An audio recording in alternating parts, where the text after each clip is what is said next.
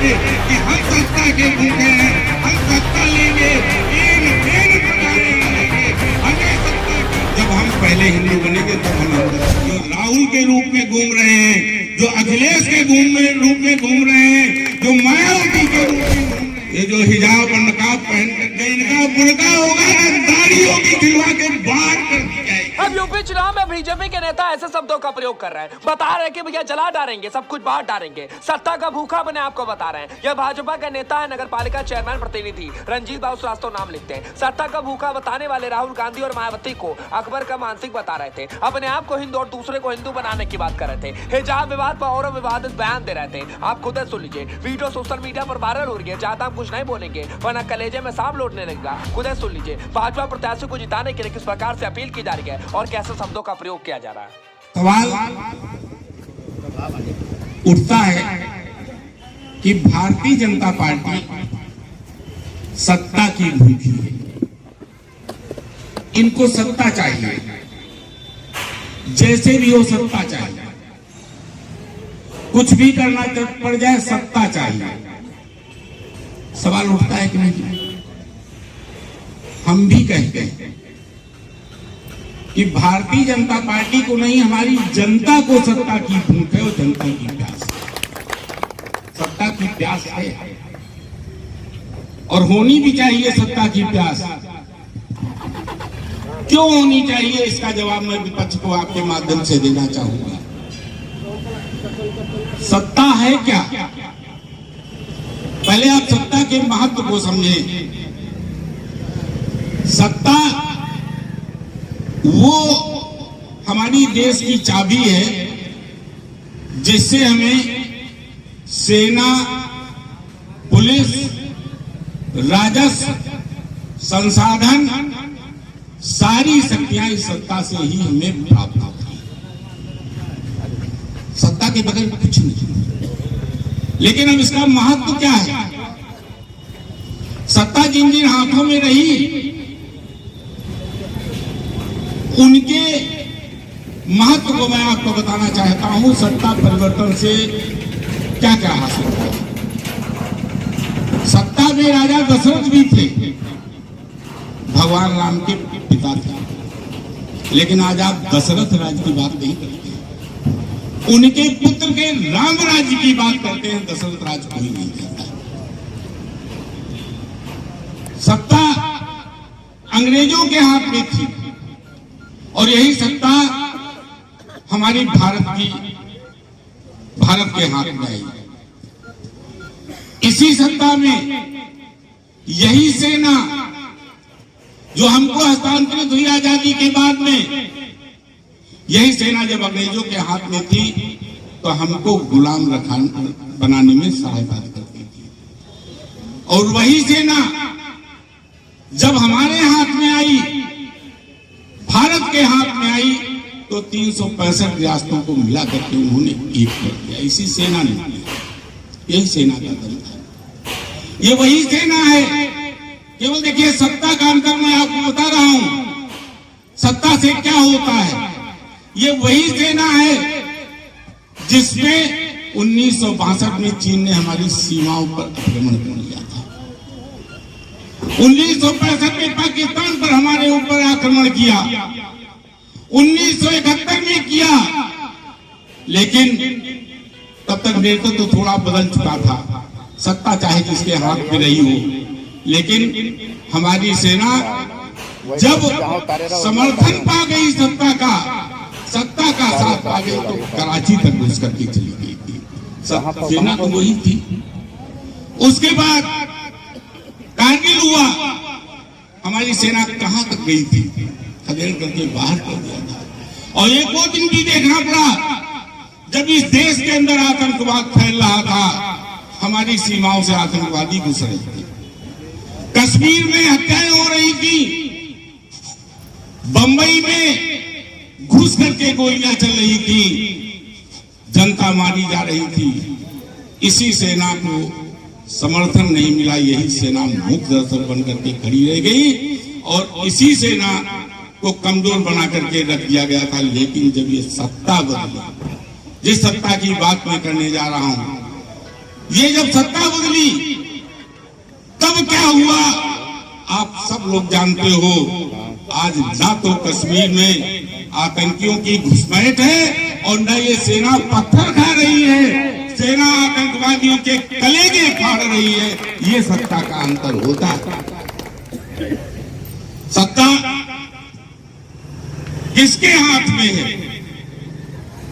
बड़ी बात इस बात की है, आज सत्ता सत्ता हाथ में है। इसलिए हम नहीं देना चाहते हैं सत्ता को। हम सत्ता तुमको नहीं समर्पित करेंगे, क्योंकि हम इस देश को अब वो पुराने दिन नहीं दिखाएंगे जो ये देश देख चुका है। आइए पुलिस की बात कर लेते हैं। वही तो पुलिस है ये, जब विधायकों की हत्या होती थी, जब सरेआम गोलियों से उड़ा जाता था, जब लड़कियों का बलात्कार होता था, ये वही तो पुलिस है। क्या होता था उस समय? दंगे होते थे, फसाद होते थे, दंगाई बचाए जाते थे और जो पीड़ित थे वो जेल भेजे जाते थे। वही तो सब पुलिस है। लेकिन सत्ता बदली तो पुलिस बदल गई। आज विधायक की हत्या तो छोड़ो, आम आदमी की हत्या तो छोड़ो, हालांकि कानून व्यवस्था बहुत बड़ा मुद्दा है, मैं नहीं बोलूंगा ज्यादा, लेकिन फिर भी आज माफिया किसी को थप्पड़ नहीं मार सकता। अगर मारता है तो उसके घर पर बुलडोजर चलता है। ये सत्ता का परिवर्तन है। इसलिए हमको ये सत्ता चाहिए कि इसी सत्ता के माध्यम से हम कानून व्यवस्था को दुरुस्त करते हैं, माफियाओं पर अंकुश रखेंगे। हमको इसलिए सत्ता चाहिए। हम विपक्षियों को जवाब देना चाहते हैं कि हमको सत्ता क्यों चाहिए। राजस्व हमारा क्या होता था इसका? अगर खर्चे होते थे तो कोठियां बन रही थी, बंटवारा हो रहा था दलालों के बीच में, इसी पैसे का दुरुपयोग हो रहा था। और अगर जनता के बीच में आता था तो भेदभाव के रूप में आता था। कब्रिस्तान की बाउंड्रियां बन रही थी, मुसलमान व्यक्तियों को उनको राहत दी जा रही थी, भेदभाव किया जाता था। लेकिन यही जब सत्ता बदल गई तो आज यही पैसा किस काम में आ रहा है? हाईवे बन रहे हैं, स्कूल बन रहे हैं, हमारी राशन की व्यवस्था हो रही है गरीबों के लिए, किसान सम्मान निधि मिल रही है। सत्ता की ही तो बात है। इसलिए सत्ता हमको ये चाहिए और इसलिए इस जनता को सत्ता चाहिए। मोदी जी को प्रधानमंत्री बनने की इच्छा नहीं थी। याद कीजिए 14 के पहले का समय, जब आपने मांग की थी कि हमको मोदी चाहिए, अगर मोदी को नहीं दोगे तो भाजपा नहीं आएगी। और मोदी आए तो मोदी ने अपने को सिद्ध कर दिया कि आपकी मांग गलत नहीं थी। अगर हम आए हैं तो आपकी आकांक्षाओं को हम पूरा करेंगे। आज आप सब जानते हैं हमारा धर्म सुरक्षित हुआ है, यही कानून व्यवस्था। राम मंदिर का मुकदमा 30 साल तक लटका पड़ा रहा, न्याय नहीं मिल रहा था अदालतों से। ये सारे वकील लोग बैठे हैं, 20 साल मुकदमा, 25 साल मुकदमा, बलात्कार का मुकदमा, पता चला बलात्कारी मर गया तब फैसला होगा, नहीं फैसले होते थे। इसी सत्ता में राम मंदिर का फैसला होता है कितने दिन के अंदर? मंदिर बन रहा है। आज बलात्कारियों की सजा 2-2 महीने 3-3 महीने में डिसाइड हो रही है। आज न्यायालय काम कर रहा है। यह है सत्ता का अंतर। और तुम कहते हो सत्ता तुमको क्यों चाहिए? मैं कहता हूं कि सत्ता हमको इसीलिए चाहिए कि अब मैं इन आताइयों के हाथ में सत्ता देना ही नहीं चाहिए। सत्ता कैसे होगी? जनता हमारे साथ। अब धन की बात मैं थोड़ी सी जरूर करूंगा, क्योंकि आप सब जानते हैं कि अगर रणजीत बहादुर आवे और धर्म की बात ना करें तो थोड़ा सा बेईमानी बन जाएगी। आज हमारा धर्म भी असुरक्षित है। आज आप देख रहे हैं कि यही जो आज माइनॉरिटी जिसको आप लोग कहते थे, आज ये कुछ लोगों को मिलाने के बाद, कुछ लोगों को अपने में शामिल करने के बाद या सहयोग समर्थन देने के बाद अपने को इतना शक्तिशाली समझने लगे हैं कि ये समझते हैं कि हम प्रधानमंत्री की कुर्सी प्राप्त ही कर लेंगे। आज भी एक हैदराबादी नेता का बयान है कि हम प्रधानमंत्री बनेंगे, सीधे सीधे, नीचे कोई बातें नहीं। मुख्यमंत्री बनने का सपना नहीं देख पा रहे हो, प्रधानमंत्री बन जाओगे। खैर, मैं अब उनको बताना चाहता हूं, उनको नहीं बताना चाहता हूं, बल्कि आपसे कहना चाहता हूं। मैं आज आपको एक नसीहत तो मैं नहीं कह सकता हूं, लेकिन एक मंत्र देना चाहता हूं कि आप स्वयं हिंदू बनिए।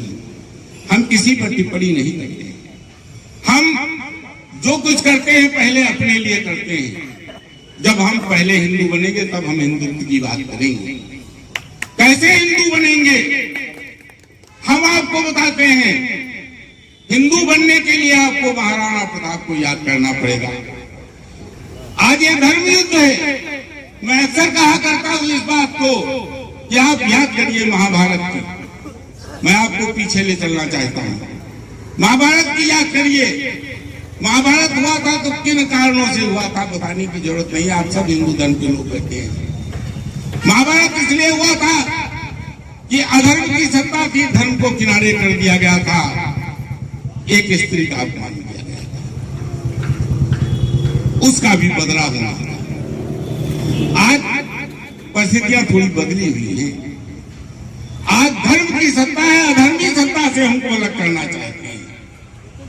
लेकिन अगर उस समय द्रौपदी का अपमान था तो आज भारत माता का अपमान है। डायन कहने वाले लोग आज भी जेल में भले हैं लेकिन जिंदा। ये इसलिए धर्म युद्ध हो गया, और इस धर्म युद्ध के लिए आपको प्रत्येक व्यक्ति को श्रीमद् भगवद गीता के अनुसार 31वें, 32वें, 33वें, 34वें श्लोक में आता है कि हे अर्जुन, अगर ये इस युद्ध से तुम विरत हो जाओगे तो तुमको भविष्य का पुरुष कहेगा, और ये जो अफीर तुम्हारे ऊपर जाएगी ये युग युगान तक तुम्हारा पीछा नहीं छोड़ेगी। इसलिए तुम्हें शस्त्र उठाना ही पड़ेगा, तुम्हें गांडी उठाना ही पड़ेगा, तुम युद्ध करो। आज रंजीत बहादुर इस बात का आह्वान करते हैं कि आज इस धर्म युद्ध के अंदर तुम अर्जुन बन करके शस्त्र उठाओ। हालांकि शस्त्र की जरूरत नहीं है, समर्थन की जरूरत है। आज अर्जुन बन करके खड़े हो जाओ। अगर इस युद्ध में तुम आगे बढ़ करके नहीं लड़ोगे तो निश्चित तौर पर आगे आने वाला भविष्य तुमको कभी माफ नहीं करेगा। आवश्यकता है इस बात। और मैं दूसरी बात कहना चाहता हूं, हिंदू बनने की बात, तो हिंदू कैसा होना चाहिए, मैं महाराणा प्रताप का उदाहरण देना चाहता हूं। मान सिंह महाराणा प्रताप के भाई थे, सगे भाई थे, लेकिन एक परिस्थितियां बदल रही थी। क्या बदल रही थी? उनकी बहन जोधाबाई अकबर को ब्याही गई थी। आज भी जोधाबाई हैं, मैं नाम नहीं लेना चाहता हूं, लोग जोधाबाई अकबर को ब्याह चुके हैं। खैर चलिए, इससे भी मुक्ति मिलेगी, उनको भी नसीहत मिलेगी। लेकिन मैं जो बताना चाहता हूं, ये बताना चाहता हूं, एक प्रसंग आता है कि मान सिंह राणा प्रताप के घर पर आते हैं, स्वागत सत्कार करते हैं, भाई थे, उनको भोजन पर आमंत्रित करते हैं, लेकिन भोजन पर साथ में नहीं बैठते हैं और मान सिंह अपना अपमान समझते हैं। समझना भी चाहिए। उन्होंने कहा कि राणा क्यों नहीं भोजन पर आए हैं? तो राणा ने पहले बहानेबाजी की, वो जब ज्यादा न माने तो उन्होंने कहा, जो कहा वो मैं रामाधारी सिंह दिनकर के शब्दों में कहूंगा कि जब मान संता किसी विधि बिना दूरी कृत हुई, कहला दिया है तुर्कड़ा से भगन संबंधित हुई, संशय नहीं कब वसन भी तूने किया होगा वहां, फिर भीड़ बापा के संग भोजन होगा। ये हिंदू अगर अकबर के यहाँ भोजन मान सिंह ने किया है तो महाराणा प्रताप कैसे उसके साथ भोजन कर लेते।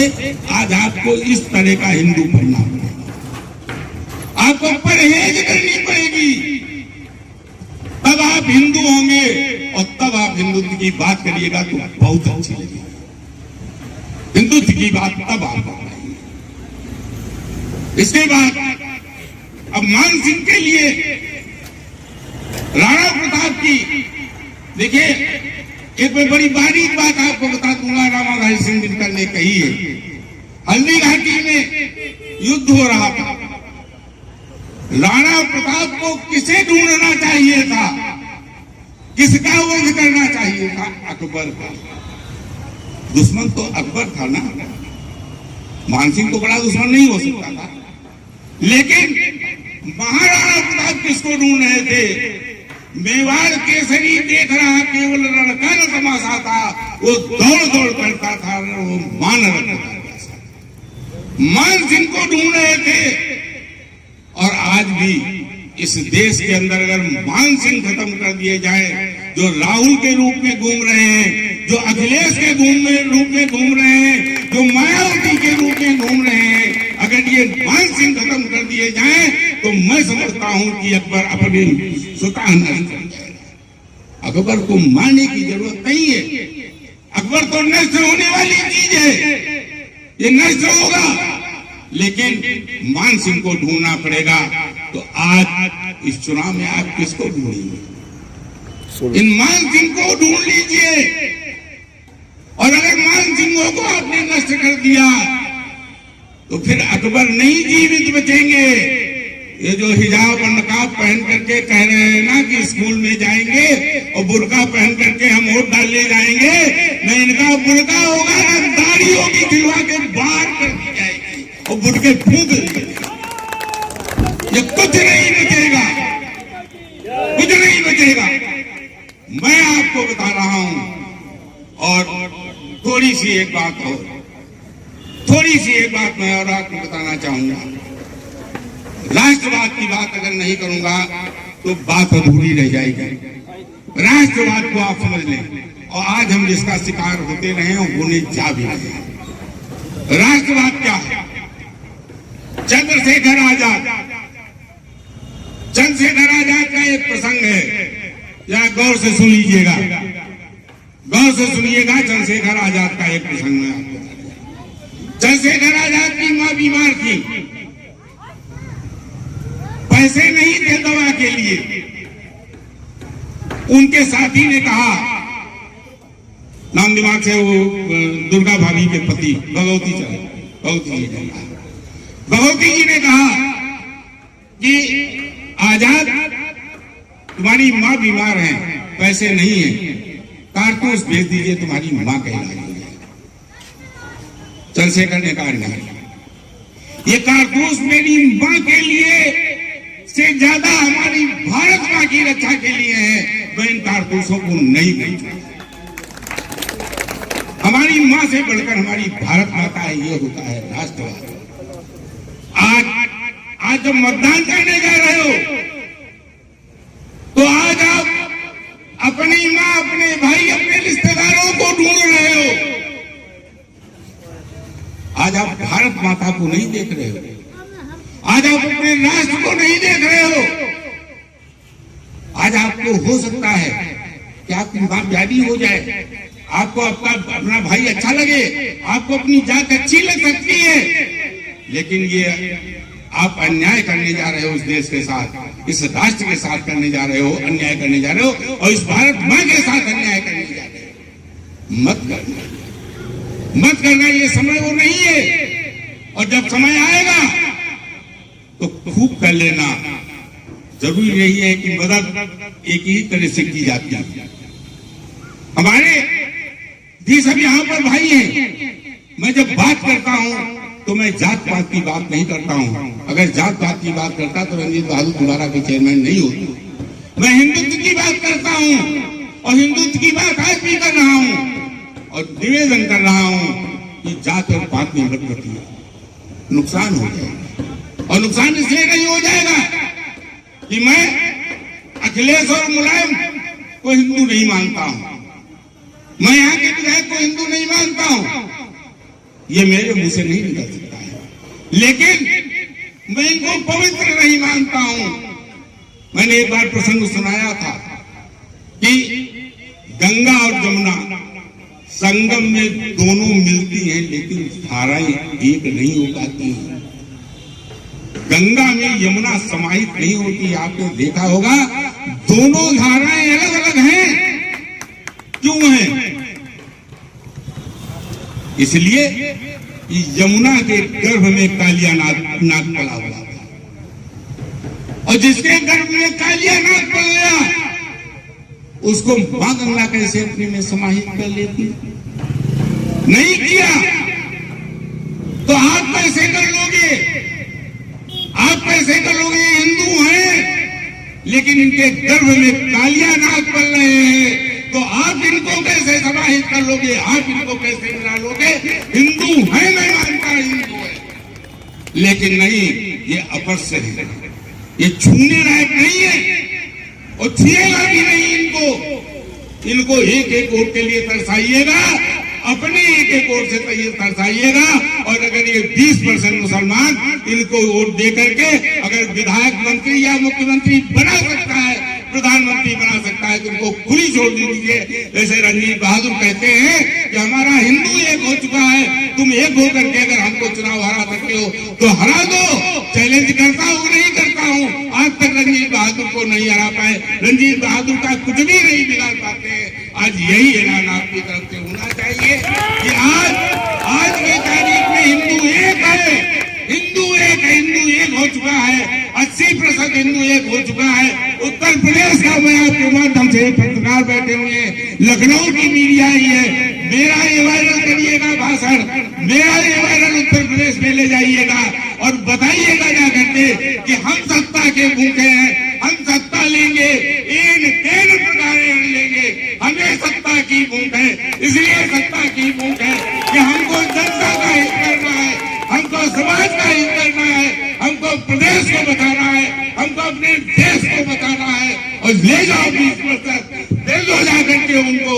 हिंदुओं का एक वोट आपको नहीं मिलेगा। इसी के साथ मैं अपनी बात समाप्त करता हूँ। जय भारत, जय हिंद। अब भाजपा नेता रंजीत बाबू श्रीवास्तव को फायर ब्रांड नेता भी कहा जाता है। फिलहाल बाराबंकी जनपद की दशहराबाग में एक मीटिंग को संबोधित करते हुए और अपने प्रत्याशी को जिताने की अपील करते हुए इनका ये वीडियो सोशल मीडिया पर वायरल हो रहा है। पर फिलहाल बाराबंकी जनपद से उत्तर प्रदेश के लिए एबी नेशन 4 की रिपोर्ट। वीडियो कैसे लगे आप सभी को कमेंट बताइएगा, हो सके तो वीडियो को शेयर कीजिएगा, चैनल सब्सक्राइब करना कदम भूलिएगा।